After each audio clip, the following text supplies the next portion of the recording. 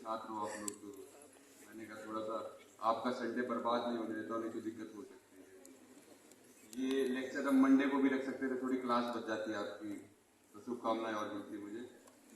मैं जिस तरीके से बोलूँगा वो ऐसा रहेगा कि मैं अपनी प्रिपरेशन की जर्नी के बारे में आपको बताऊँगा, और उसके साथ साथ आप लोगों को कब प्रिपरेशन स्टार्ट करनी चाहिए, कैसे करनी चाहिए, स्ट्रैटेजी कैसे होनी चाहिए, टाइम मैनेजमेंट कैसा होना चाहिए, उस पर भी अगर मैं थोड़ी सी लाइट डाल सकूँ तो कोशिश करूँगा कि आपके संडे को वर्थ इट बनाएं।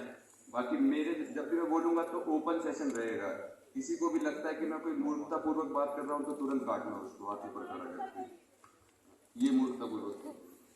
और हाथ उठा के क्वेश्चन भी पूछ लेना, किसी को कोई भी क्वेश्चन पूछना हो तो ये आप लोगों का ही सेशन है।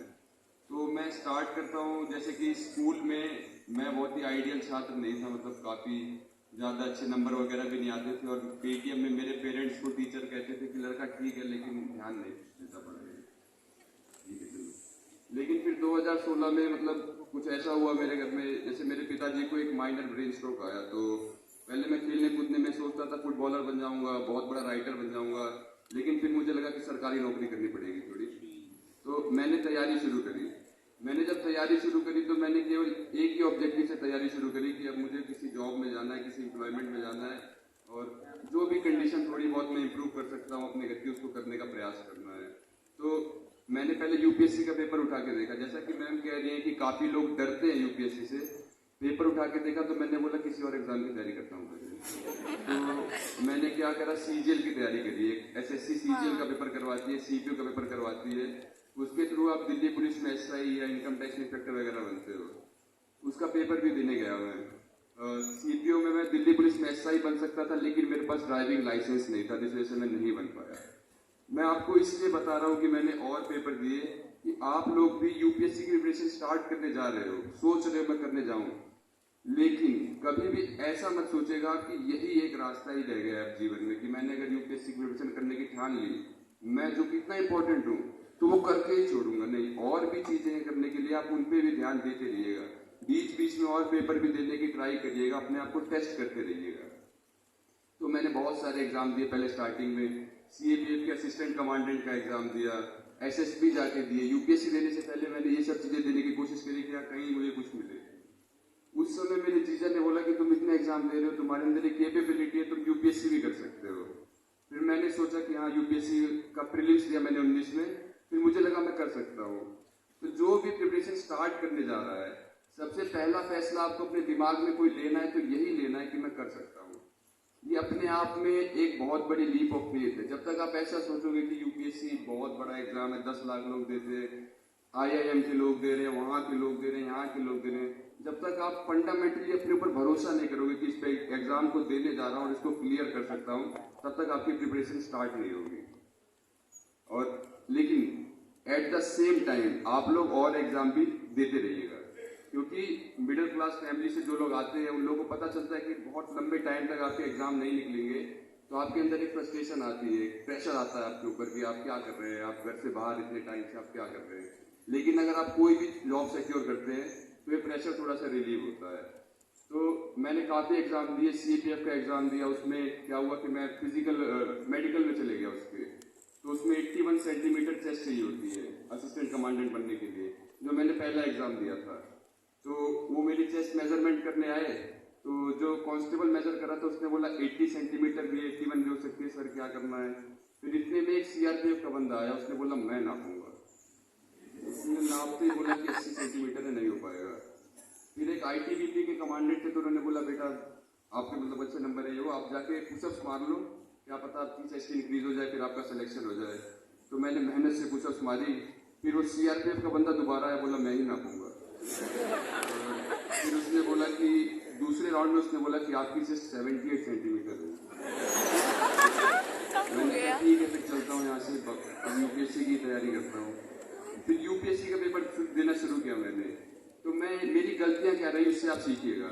मैंने जब पहली बार यूपीएससी का पेपर दिया तो मैं बहुत ही डिसऑर्गेनाइज था कि दुनिया में सारी किताबों को पढ़ के मैं ज्ञान लेके जब बहुत ज्ञानी हो जाऊंगा तो मैं आईएएस बनने के लायक हो जाऊंगा। और ज्ञान तो मेरे में इतना है कि बस प्रीलिम्स क्लियर करना है मेरे को, मेंस में तो आंसर लिखना मैं इतना शानदार लिखता हूँ कौन रोकेगा मुझे। तो मैंने कहा कि केवल फिल्म्स की तैयारी करता हूँ, पूरी मेहनत से फिल्म्स की तैयारी कर रहा हूँ, एकदम जान झोंक दी, 100 मॉक टेस्ट दे दिए। फिल्म्स में 126 नंबर आए, मतलब कट ऑफ से 30 ज़्यादा। लेकिन मेंस के लिए टेस्ट सीरीज देने गया मैं तो 250 में से 49 नंबर आए। तो बस मैं रोता रोता घर आया, तो मैंने कहा मेरे बस की तो नहीं लग रहा है। तो पापा ने बोली रहने तो मत दो।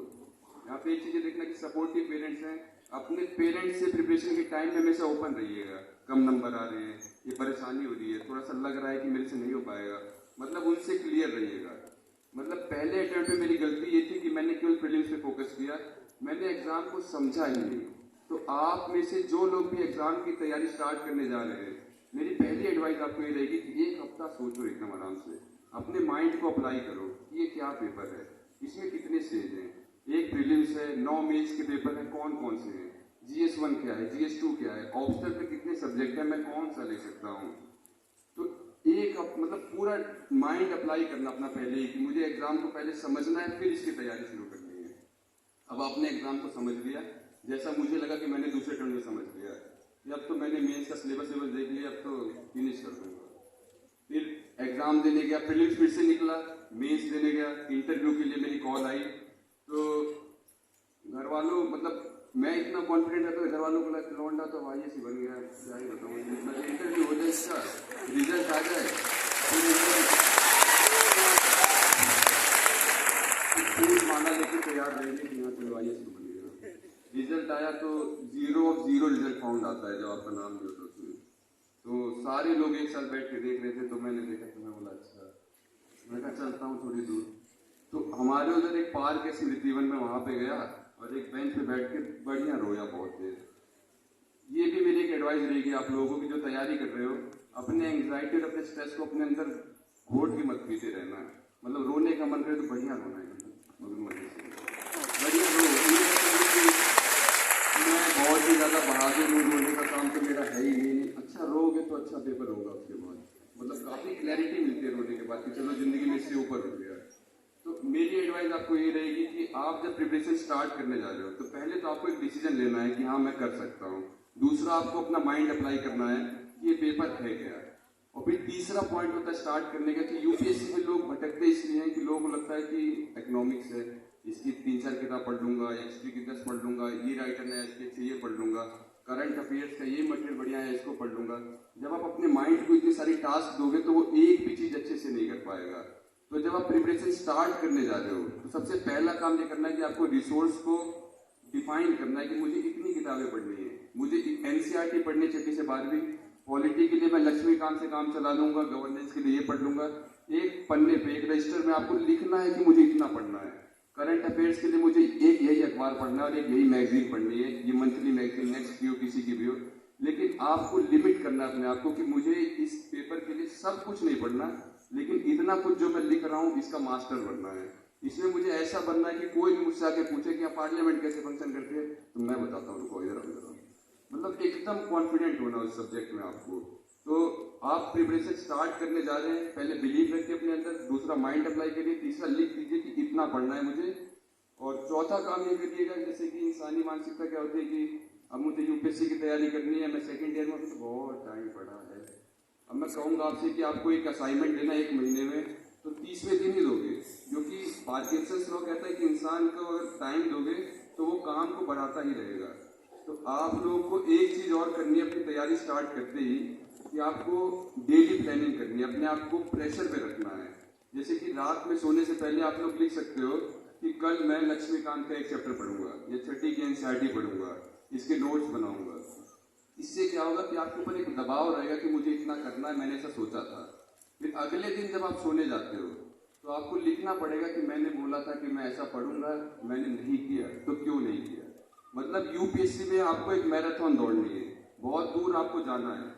डेली अगर आप ये बोलते हो कि मैं 2 कदम कल चलूंगा, और डेली अगले दिन आप ये बोलते हो कि मैं 2 कदम नहीं चला तो इसलिए नहीं चला, तो आप अपनी मंजिल तक पहुंच जाओगे, क्योंकि आप डेली एक कदम बढ़ रहे हो और डेली अपनी गलतियों से रूबरू हो रहे हो। इंसान की सबसे बड़ी गलती यही होती है कि अपनी गलती स्वीकार नहीं करता। प्रिपरेशन में सबसे इंपॉर्टेंट चीज अगर आपके लिए कुछ भी है तो वो अपने आप से ईमानदार होना।